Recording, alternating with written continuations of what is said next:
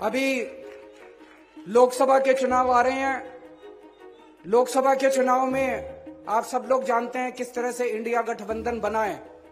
India गठबंधन में जो भी हमारा वो होगा, उनके साथ सहमति होगी, उसके हिसाब से हम चुनाव लड़ेंगे। जहाँ थे वही फिर आ गए और अब इधर उधर जाने का सवाल नहीं। घटनाक्रमों को लेकर के श्री जयराम रमेश और श्री मल्लिकार्जुन खड़गे जी की प्रतिक्रिया आई है, और जिन्होंने नीतीश कुमार जी पर राजनीतिक अवसरवादिता का आरोप लगाया है। नमस्कार, आप देख रहे हैं दिल्ली तक। मैं हूं आपके साथ अनुराधा तंवर।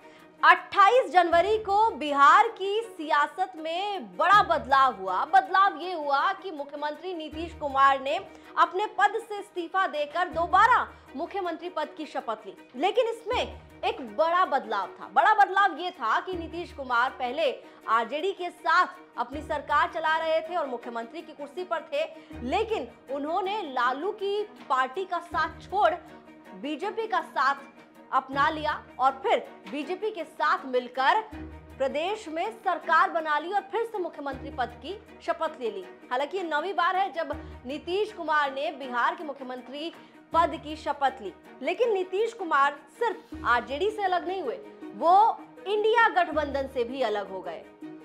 इंडिया गठबंधन से नीतीश का अलग होना इंडिया गठबंधन पर सवाल खड़े करता है। इंडिया गठबंधन की एकजुटता पर सवाल खड़े होते हैं, और क्योंकि नीतीश कुमार वो नेता थे जिन्होंने इंडिया गठबंधन की नींव रखी थी, ऐसे में नीतीश कुमार का इंडिया अलायंस से बाहर जाना जाहिर है इंडिया गठबंधन के लिए बड़ा झटका है। लेकिन आपको सुनवाते हैं कि नीतीश कुमार ने आरजेडी संग अपना रिश्ता तोड़ क्या कहा, और साथ ही इंडिया गठबंधन से बाहर जाने पर जेडीयू नेता केसी त्यागी ने क्यों कांग्रेस को ही इसके लिए जिम्मेदार ठहराया। पूरे इलाके के और बिहार के विकास के लिए हम काम करते हैं। इसी काम को आगे बढ़ाएंगे, तो इसी में हम लगे रहेंगे और बाकी सब कुछ नहीं।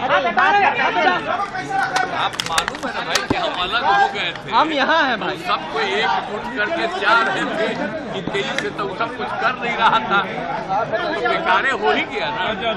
कि वही लोग ज्यादा चाह रहा था, बड़ा खुशी प्रकट करता था। आप पीछे के लिए नहीं वाला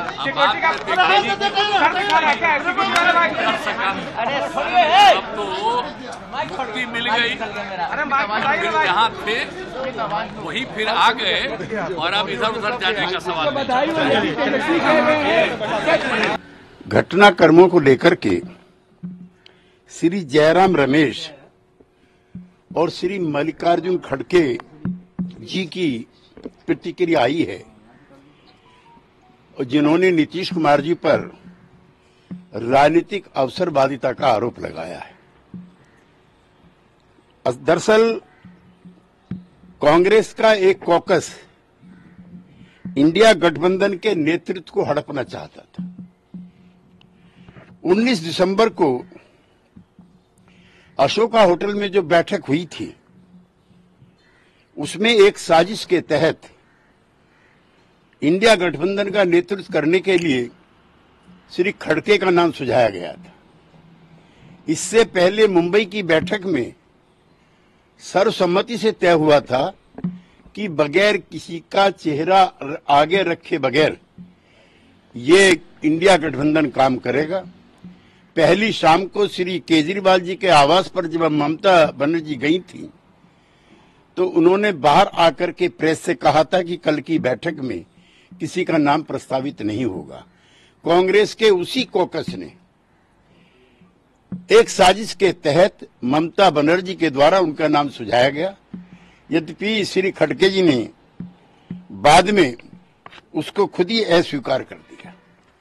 दरअसल जितनी भी गैर कांग्रेसी क्षेत्रीय दल हैं, चाहे वो लोक दल हो, चाहे सपा हो, चाहे बसपा हो, चाहे जेडीयू हो, चाहे आरजेडी हो, चाहे ममता बनर्जी की पार्टी हो, चाहे शरद पवार जी की पार्टी हो, ये सब दल कांग्रेस पार्टी से लड़ करके भारत की राजनीति में इन्होंने एक अपना स्थान बनाया है। कांग्रेस पार्टी अपने सर्वाइवल के दौर से गुजर रही है। तो ये तो बात रही जेडीयू की, ये तो बात रही नीतीश कुमार की, लेकिन अब बात जरा करेंगे दिल्ली के मुख्यमंत्री और आम आदमी पार्टी के मुखिया की। जी हां, आपको बता दें, एक और जहां इंडिया गठबंधन पर सवाल खड़े हो रहे हैं, एक के बाद एक झटके लग रहे हैं, उधर ममता बनर्जी पश्चिम बंगाल की मुख्यमंत्री ने ऐलान कर दिया कि वो प्रदेश में अकेले चुनाव लड़ेंगी लोकसभा का।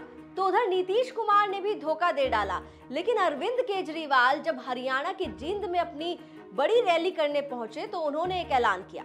उन्होंने मंच से यह ऐलान कर दिया कि 2024 का चुनाव आम आदमी पार्टी इंडिया गठबंधन के साथ लड़ेगी। हालांकि उन्होंने साथ में यह भी जोड़ा कि विधानसभा के चुनाव जब इस साल होंगे तो वहां पर आम आदमी पार्टी अकेले चुनाव लड़ेगी। सुनिए अरविंद केजरीवाल का यह बयान। अभी लोकसभा के चुनाव आ रहे हैं।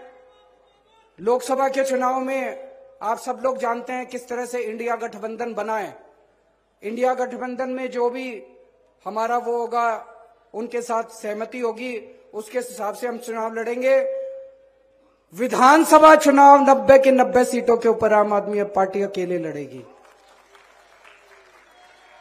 विधानसभा चुनाव सरकार बनाने के लिए लड़ेंगे।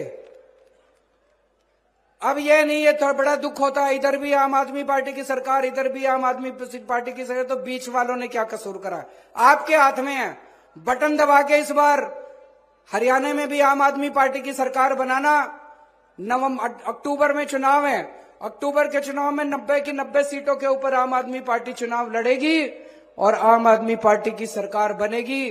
ऐसा मुझे पूरा विश्वास है, आप लोगों का आशीर्वाद है। जब दिल्ली सुधर रही है, पंजाब सुधर रहा है, तो हरियाणा का तो मैं बेटा हूं, हरियाणा का भी तो उद्धार होना चाहिए।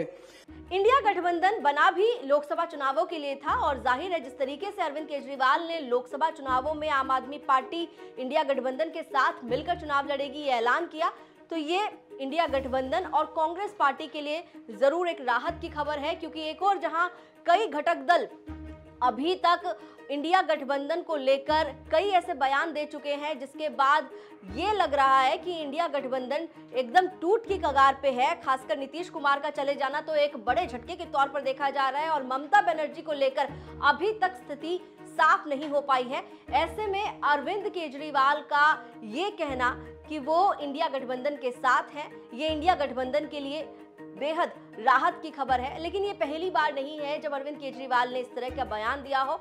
इससे पहले भी आपको बता दें, दिसंबर के आखिर में आम आदमी पार्टी की राष्ट्रीय कार्यकारिणी की बैठक हुई थी, नेशनल एग्जीक्यूटिव की बैठक हुई थी और उस बैठक में भी अरविंद केजरीवाल ने अपने तमाम पदाधिकारियों को और कार्यकर्ताओं को ये साफ संदेश दिया था कि 2024 का लोकसभा चुनाव आम आदमी पार्टी इंडिया गठबंधन के साथ लड़ेगी और जो विधानसभा के चुनाव है वहां पर पार्टी पूरी मजबूती के साथ ताकत झोंकेगी और पार्टी अकेले चुनाव लड़ेगी। तो एक बार फिर से अरविंद केजरीवाल ने जींद में अपनी बातों को दोहराते हुए ये कहा कि विधानसभा का चुनाव तो अकेले लड़ेंगे, लेकिन लोकसभा का चुनाव हम इंडिया गठबंधन के साथ लड़ेंगे। इस पूरी खबर पर आपकी क्या राय है, आप कमेंट करके हमें बता सकते हैं। दिल्ली से जुड़ी हुई तमाम खबरों के लिए आप देखते रहिए दिल्ली तक।